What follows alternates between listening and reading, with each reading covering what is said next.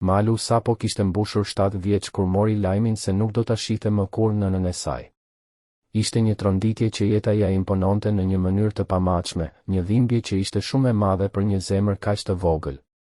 Askush rreth saj nuk dukej se gjente fjalët e duhura për t'i shpjeguar atë që po ndodhte.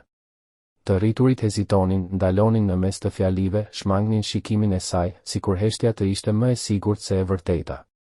Vdekja e zonjës Martha Stevens ishte një enigmë që askush nuk dinte si ta zgjidhte. As Richard, burri i saj i dashur dhe baba i vajzave, nuk kishte një përgjigje të qartë për këtë tragjedi që kishte goditur familjen. Në mëngjesin pas vdekjes së gruas së tij, Richard ju afrua Malut me sytë e skuqur nga të qarat dhe me zërin që i dridhej nga dhimbja. Ai ul përpara saj, u përpoq të buzëqeshte, por fytyra e tij e tradhtonte. Malu, zemra e babit mamaja është në qiell tani. A e kupton çfarë po të them, tha ai me një ton të butë, por të thyrë. Me zemrën e shtrënguar dhe sytë e ngulur tek ati, Malu vetëm pohoi me kokë, duke u përpjekur të kuptonte peshën e atyre fjalëve. Ajo vëzhgoi fytyrën e Richardit, e cila dukej e humbur në dhimbjen e vet, sikur edhe ai të ishte një fëmijë i hutuar përballë një bote që papritur ishte bërë e padrejtë. Pas disa minutash heshtjeje, Malu filloi të kuptonte seriozitetin e asaj që ishte thënë.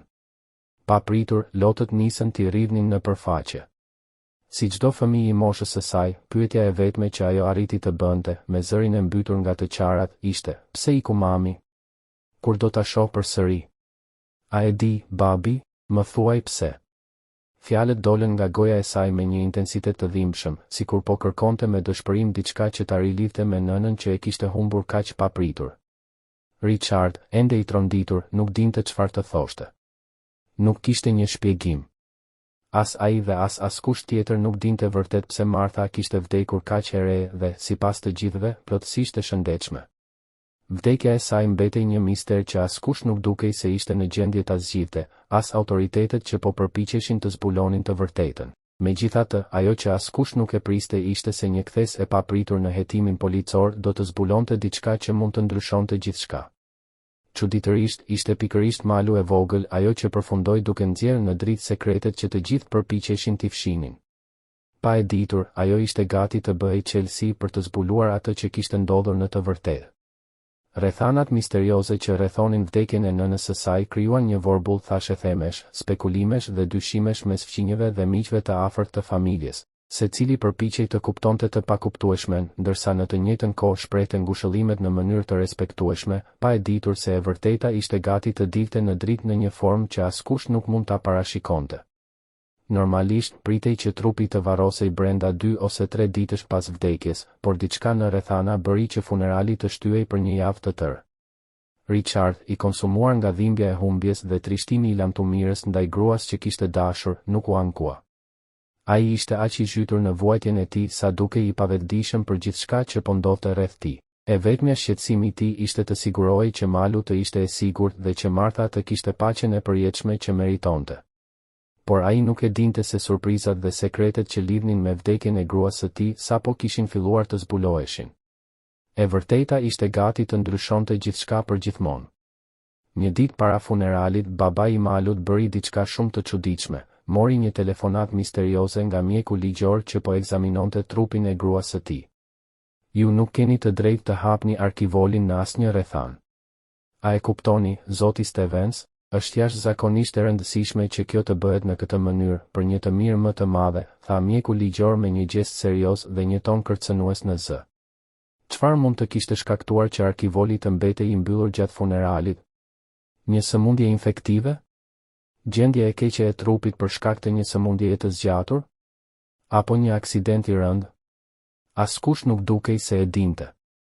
Mjeku ligjor, pavarësisht këmbënguljes së zotit Stevens, ishte i palëkundur dhe refuzoi të ndante çfarëdo informacioni që mund të hidhte dritë mbi misterin e vdekjes së gruas së tij. Është e rrezikshme, ishte e vetmja gjë që ai pranoi të thoshte. Richard pyeti sërish, por mjeku ligjor vetëm pohoi me kokë dhe u largua, duke e lënë atë edhe më të tronditur dhe të hutuar. Megjithatë, ajo bisedë nuk ishte gjëja më e çuditshme që Richard duhej të përjetonte në ato ditë. Diçka tjetër duhej të ndodhte gjatë funeralit, diçka që do t'i surprizonte të gjithë dhe do të trondiste themelet e asaj që ata mendonin se dinin. Dhe, pa e ditur askush, në qendër të asaj ngjarjeje do të ishte sërish Malu e vogël, fëmia që mbante në zemër çelësin e një të vërtetet e errët që ishte gati të zbulohej. Pyetja që qëndronte në ajër ishte e frikshme dhe tronditëse: a ishte Martha Stevens vërtet e vdekur? Funerali u mbajt të hënën, ashtu siç ishte planifikuar. Një grup i vogël mish, të afër mish dhe fqinjesh u mblodhen për t'i dhënë lamtumirën Martës dhe për të mbështetur familjen në një nga momentet më të vështira të jetës së tyre. Atmosfera ishte e rëndë, e mbushur me heshtje dhe shikime të trishtuara. Siç kishte sugjeruar mjeku ligjor, arkivoli i nënës së Malut mbeti i mbyllur gjatë gjithë ceremonisë. Pavarësisht kërkesave të vazhdueshme të disa anëtarëve të familjes që dëshironin të shihnin trupin e të ndjerës dhe të përshëndeteshin për herë të fundit, Richard refuzoi kategorikisht. As vajzës së tij, Malut të vogël, nuk ju lejua ta shihte nënën. Ajo qëndronte e humbur në mendime, duke pranuar ngushëllime nga njerëz që mezi i njihte, pa pasur mundësinë ta shihte nënën për herë të fundit. Ceremonia ishte e shkurtër dhe laike, pikërisht ashtu siç kishte dëshiruar Marta. Arkivoli i mbyllur qëndronte mbi një estradë, i rrethuar nga lulet e shumta të sjella nga të pranishmit dhe nga një fotografi e vogël e të ndjerës. Fytyra e Martës në fotografi dukej e qetë, pothuajse e gjallë, gjë që e bënte dhimbjen edhe më të madhe. Fjalimi i njërit prej miqve më të mirë të Martës po i afrohej fundit, kur papritur ndodhi diçka që askush nuk e priste. Malu u ngrit nga karrigja e saj dhe, duke treguar me gisht fotografinë e nënës, bërtiti me zë të lartë: "Mami është ende gjallë." Zëri i vajzës jehuan në të gjithë sallën, duke ngrirë të pranishmit në vend. Të gjithë u kthyen nga ajo, të shtangur, pa ditur si të reagonin. Por Malu ishte plotësisht e bindur se ajo që po thoshte ishte e vërtetë. Ajo e largoi dorën e babait që u përpoq ta ndalonte dhe vazhdoi të bërtiste: "Ajo është gjallë. Ajo është ende këtu. Unë e pash. Ju jeni të gjithë gënjeshtar. Ju urrej." Me këto fjalë, vajza shpërtheu në lodh dhe doli me vrap nga salla. Richard mbeti i ngrirë. Ai shikoi turmën, pastaj arkivolin ku supozoi se ndodhej trupi i gruas së tij. Nuk kuptonte absolutisht asgjë. Disa nga të pranishmit e shikonin me mosbesim, të tjerë me habi, ndërsa disa as nuk guxonin ta shikonin drejt, duke u mjaftuar me përshpëritje mes tyre. Nëpër sallë nisën të qarkullonin teori nga më të ndryshmet për shkaqet e vërteta të vdekjes së zonjës Stevens, madje disa guxuan të përmendnin edhe mundësinë e një arratisjeje me një dashnor sekret që ajo mund ta kishte fshehur me kujdes.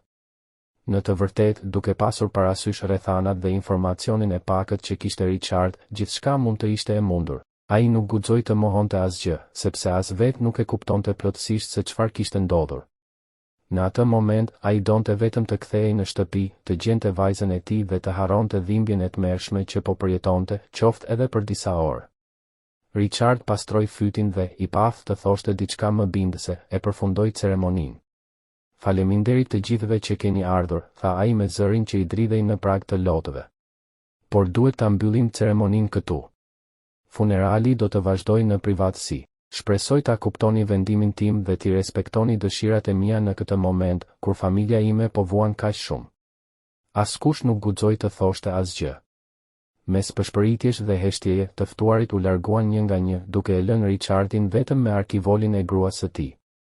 Por ishte një i ftuar i veçantë, për të cilin ai nuk kishte dijeni dhe që kishte mbetur i padukshëm gjatë gjithë ceremonisë deri në atë moment. Ishte detektivi i policisë Taylor Roland, miku më i mirë i Richardit, të cilin ai nuk e kishte parë prej vitesh. Taylor ishte larguar nga qyteti kur ishte martuar dhe jetonte më shumë se 2 orë larg.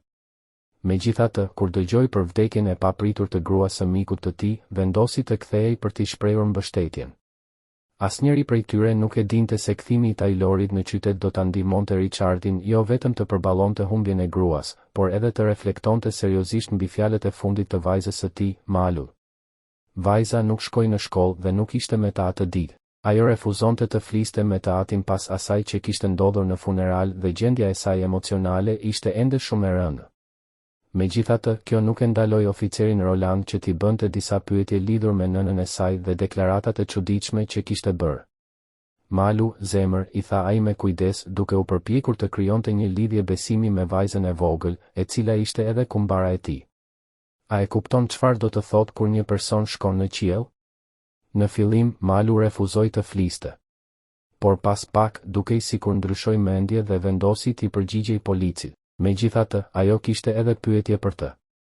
Unë jam 7 vjeçe, por nuk jam budallaqe, tha ajo me një zë të qetë dhe të vendosur. Mësuesja ime thot se jam më e zgjuara në klasë. Unë kur nuk gënjej, zotëri. Unë e di çfarë do të thot kur dikush vdes. Por nëna ime nuk është në qiell. Ajo është këtu, në Timberlake, dhe unë mund ta provoj këtë. Zëri i Malut ishte i fortë dhe i sigurt. Ajo nuk dukej si një fëmijë 7 vjeçar, por si një e rritur, një grua që dinte saktësisht si të merrte vendimet e veta. Richard dhe Taylor e shikonin vajzën të dy me fytyra të ngrira nga habia. Ata nuk e prisnin një reagim të tillë nga një fëmijë kaq i vogël, sidomos në rrethana kaq të rënda dhe të dhimbshme. Heshtja në dhomë u bë e rëndë, derisa Taylor vendosi të fliste. A mund ta provosh këtë? E pyeti ai me kujdes. Çfarë do të thuash me këtë? Ku e ke parë nënën tënde, Malu? Zëri i tij ishte i qetë, por kurreshtja po rritej me çdo fjalë. Malu u ngrit ngadalë nga karrigia dhe eci drejt njërës prej dritareve të shtëpisë. Ajo ngriti gishtin dhe tregoi jashtë. Ajo ishte aty, tha ajo me siguri. Po më shikonte nga dritarja. Kjo ndodhi 2 ditë më parë. Babai nuk ishte këtu. Ai kishte shkuar të merrte dru për zjarr, prandaj nuk e pa. Por unë e di që ishte ajo. Richard u zbe. Zemra ju shtrëngua aq fort sa ju duk sikur nuk po merrte më frym. Ai kishte shpresuar që fjalët e vajzës së tij të ishin thjesht një iluzion, një krijim i imagjinatës së një fëmie të tronditur nga humbja e nënës, por mënyra se si Malu fliste, qartësia e mendimeve të saj dhe siguria në zë nuk ngjanin as pak me fjalët e dikujt që po përjetonte halucinacione. Ajo dukej e bindur. Dhe kjo e bënte gjithçka edhe më të frikshme. Sepse ajo që po thoshte ishte e pamundur. Ose të paktën, kështu duhej të ishte. Gruaja e tij ishte e vdekur apo jo? Ajo është nëna ime, vazhdoi Malu. Dhe unë e di këtë. Do të doja shumë që ajo të ishte diku tjetër, por ajo ishte këtu. Zëri i saj u drodh lehtë, por ajo nuk u ndal. Taylor e dëgjoi me vëmendje, pa e ndërprerë. Pastaj pohoi lehtë me kokë. Pra, po thua se e pe nga dritarja, tha ai. Dhe mendon se ajo të ndjek? Ai u përkul pak përpara. Do të thuash që ajo të ndjek, por fshihet kur dikush tjetër është pranë? Kur e sheh zakonisht? Malu pohoi. Po. Unë e shoh rrugës për në shkollë ose kur dal nga mësimi i pianos. Ajo është gjithmonë aty, por fshihet. Ajo vesh rroba të çuditshme, një kapel dhe rroba sportive të errëta. Por unë e di që është ajo. Ajo gjithmonë kthehet. Dhe unë e di që do të kthehet në shtëpi. Mamaja nuk do të më linte kurrë. Në fund të fjalëve të saj, zëri ju thye dhe syt ju mbushën me lodh. Pas kësaj bisede, Taylor e mori Richardin më njanë. Me një zë të ulët, ai i tha se kishte ndërmend të fillonte një hetim të pavarur për vdekjen e gruas së tij dhe për vendet ku, sipas Malut, ajo e kishte parë. Më vjen keq që duhet të të pyes për këtë, tha ai seriozisht, por duke parë rrethanat, nuk kam zgjidhje tjetër. Si vdiq gruaja jote? Dhe pse arkivoli mbeti i mbyllur gjatë funeralit? Richard e kishte pritur këtë pyetje. Ai e dinte që miku i tij ishte polic dhe nuk mund të injoronte diçka kaq të dyshim. Megjithatë, ai nuk kishte përgjigje të qarta. E di që do të duket e pabesueshme, filloi ai me ngurim, por unë nuk pata asnjëherë mundësinë ta shija trupin e pajet të gruas sime. Kur isha në punë, më telefonuan nga spitali dhe më thanë se ajo kishte vdekur nga një atak kardiak i menjëhershëm, ndërsa po vraponte në pyll pranë shtëpisë son. Ai ndaloi për një çast, pastaj vazhdoi, sa i përket arkivolit të mbyllur, di vetëm aq sa di edhe ti mjeku ligjor një burr i ri, që duke i ftohtë dhe i largët më urdhëroi të mos e hapja arkivolin në asnjë rrethan. Tha se mund të ishte e rrezikshme. Nuk guxova të bëja më shumë pyetje. Isha në shok.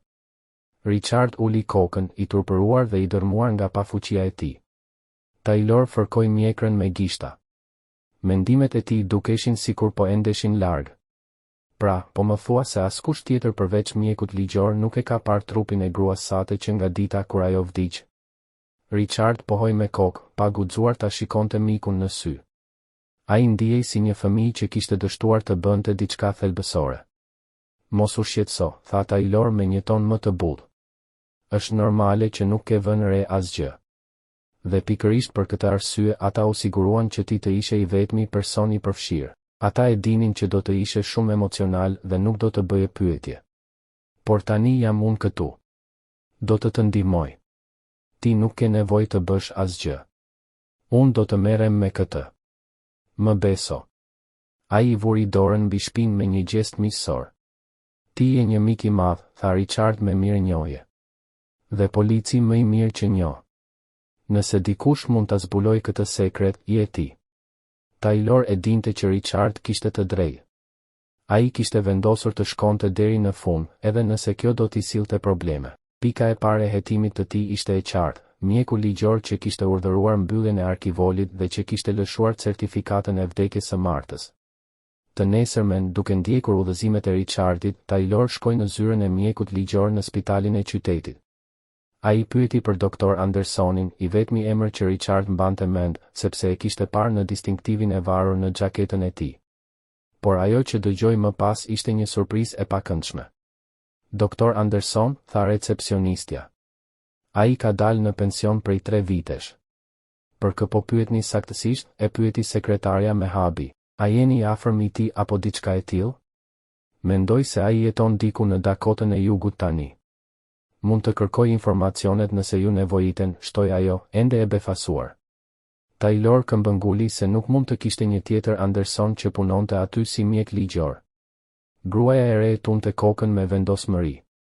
Jo. Anderson ishte beqar, nuk pati kur fëmijë. Një njeri i vetmuar, por një profesionist i shkëlqyer. Që atëherë, mjekja ligjore është doktoresha Rivera. Dëshironi ta njoftoj, e pyeti ajo me hezitim. Taylor u përshëndet me administratoren, kërkoi ndjes që i kishte humbur kohë dhe u kthye drejt makinës së tij. Nuk kishte bërë asnjë përparim. Përkundrazi, tani kishte më shumë pyetje se më parë. Kush ishte mjeku ligjor me të cilin kishte folur miku i tij? Dhe kush e kishte këshilluar të mos e hapte arkivolin e gruas së tij? Kushto që ishte ai burr, patjetër kishte lidhje me Martha Stevens dhe me vdekjen e saj të dyshimit. Rruga e kthimit ishte e shkurtër, vetëm rreth 15 minuta më këmbë, përgjatë shtegut që lidhte qendrën e fshatit me shtëpitë më të izoluara pranë pyllit Bus Liçenit. Ky është vendi perfekt për të ndjekur dik pa u vënë re, mendoi Taylor, duke analizuar rrugën që zakonisht përshkonte vajza. Ai kërkoi një vend të mirë për të fshehur dhe priti me durim që diçka të ndodhte. Malu po ecte shpejt përgjatë shtegut. Nuk kishte askënd tjetër përreth. Nëse dikush do të ishte fshehur në hije, detektivi do ta kishte vënë re. Kaluan 10 minuta dhe heshtja vazhdonte të mbretëronte. Vajza pothuajse kishte arritur në fund të rrugës, kur papritur vëmendja e Taylorit u tërhoq nga zhurma e një dege që u thye. Ai ngriti syt drejt pemëve dhe atëherë pa siluetën e një gruaje me kapuç, xhaketë sportive dhe syze dielli. Taylor nuk e kishte parë Martha Stevens prej kohësh, por ishte i sigurt se do ta njihte kudo. Dhe ai nuk kishte asnjë dyshim, gruaja që po ndiqte malun, duke u fshehur pas pemëve, ishte ajo. Gruaja e ndoqi vajzën derisa ajo ktheu qoshen dhe hyri në shtëpi. Në atë moment, ajo u kthye dhe vrapoi drejt pyllit, duke u zhdukur mes shkureve të dendura. Taylor nuk kishte ndërmend ta linte të ikte. Ai doli nga makina dhe vrapoi pas saj me gjithë forcën. Pas disa minutash, të dy ju afruan një kabine të vogël druri Bus Liçenit. Dukej si një kasole peshkatari, e vjetër dhe e braktisur prej kohësh. Nga njëra anë ishte parkuar një Subaru i zi. Martha ndoshta ishte tashmë brenda. Taylor u afrua zvarr drejt njërës prej dritareve dhe vështroi me kujdes brenda. Kishte 2 persona aty. Njërin nuk e njihte, por nga përshkrimi i Richardit, burri i ri i ulur në njërin prej karrigeve duhet të ishte mjeku i supozuar Anderson. Ai ishte biond, i ri dhe tërheqës. Trupi i tij ishte i mbuluar me tatuazhe dhe dukej në formë të shkëlqyer fizike, sikur të ishte ushtarak ose diçka e ngjashme. Pranë tij, duke mbajtur kokën me duar, ishte ulur Martha Stevens, dukshëm e tronditur. Ajo nuk mbante më mask dhe, megjithse i kishte prerë flokët shkurt dhe i kishte lyer me të zezë, nuk kishte asnjë dyshim, ajo ishte gruaja e mikut të tij, e cila sapo ishte varrosur në një arkivol bosh. Taylor u afrua më shumë te dritarja për të dëgjuar bisedën. Duhet të largohemi nga këtu sa më shpejt, bërtiti burri. Duhet ta lësh familjen time të më harroj. Malu nuk e meriton këtë. por është për të mirën e saj dhe për të mirën e Richardit, përshpëriti Martha mes lotësh. Unë I dua kaq shumë. Taylor u largua ngadalë nga dritarja dhe u ul poshtë për të mos u vënë re. Zemra I rrite fort dhe goja I ishte tharë. Çfarë do të thoshte e gjitha kjo? Kush ishte në të vërtet gruaja e mikut të tij? Dhe pse ky burr e kishte thirrur atë Elsa?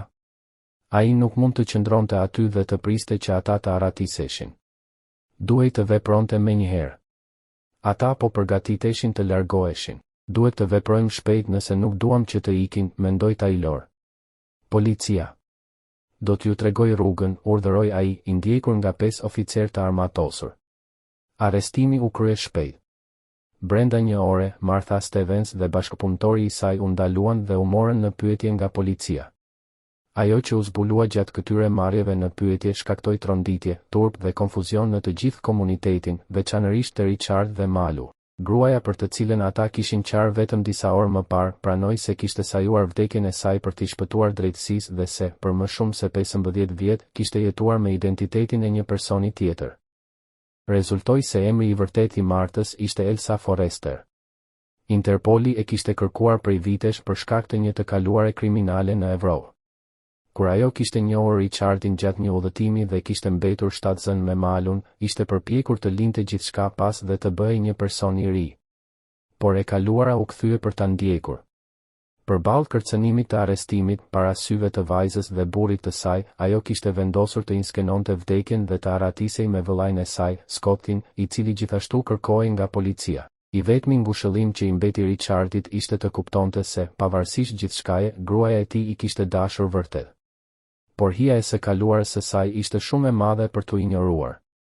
Richard donte që Malu të rritej e lumtur dhe të jetonte një jetë normale, gjë që nuk do të ishte e mundur me një nën në Arati. Elsa u arrestua bashkë me vëllain e saj dhe, që nga ajo ditë, u zhdukën nga jeta e tyre përgjithmonë. Nuk ishte një fund I lumtur, por ishte një histori që tregonte se e kaluara dhe gabimet tona na arrin gjithmonë, pavarësisht sa larg shkojmë apo çfarë emrash përdorim. E kaluara kthehet gjithmonë dhe, herët avon, ne duhet të përballemi me të.